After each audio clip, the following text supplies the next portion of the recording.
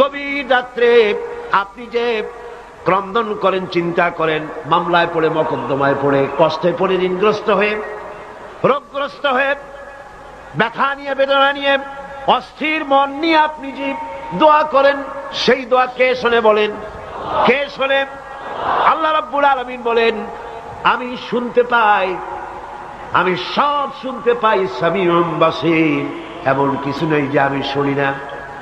সমুদ্রের অতল তলদেশে শৈবালের সাথে লাগানো, প্রবালের সাথে লাগানো ছোট্ট একটি পোকা, যা মাইক্রোস্কোপ যন্ত্র ছাড়া দেখা যায় না, আটলান্টিক মহাসাগরের অতল তলদেশে ওই পাথরের সাথে মিশে থাকা ছোট্ট পোকাটি যদি ক্ষুধার জ্বালায় চিৎকার মারে, যদি পেটের যন্ত্রণায় চিৎকার মারে, কেউ শোনে না।